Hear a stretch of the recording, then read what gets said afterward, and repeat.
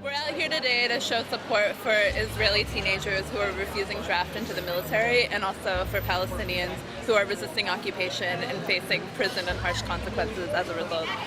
Or Ben David, who's one of the latest wave of Shministim refusers. What makes a teenager stand up against everything she has been raised to believe and risk being ostracized by the people she has relied on her whole life? 19-year-old Or Ben David trampled on not just an Israeli convention, but on what is also an Israeli law. She refused to join the army. Growing as a teenager in Israel, you're being raised on army songs and army culture in the end. Saying I'm not going to join the army is being a leech in your society. So when people react to you, they think you're ungrateful. I met Palestinians for the first time, and it can sound funny, but for me it was like, oh wow, I'm sitting with Palestinians and we're becoming friends and everything, and they're not trying to kill me. She got to know them and joined with them in a demonstration against the wall. She was surprised by what she discovered.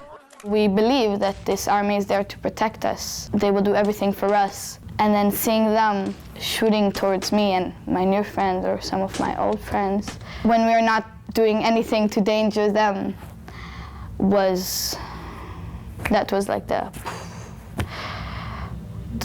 glass breaking. She faced a 4-month jail sentence for her decision, made by several Israeli teenagers as part of a small movement called Shministim, which means 12th graders in Hebrew.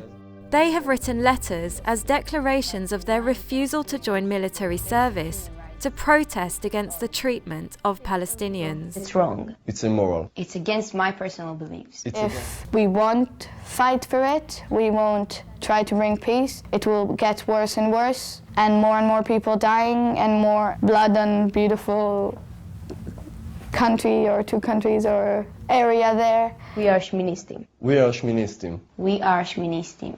I don't believe I or a Shministim letter will be the big change, but I believe it's a small part that gives a push towards a non-violent societies and non-racist societies. She senses that something needs to change in the very fabric of Israeli society. In the Israeli society, I think there is a lot of violence and a lot of racism, militaristic ways of looking at things. If the army will be less strong in the society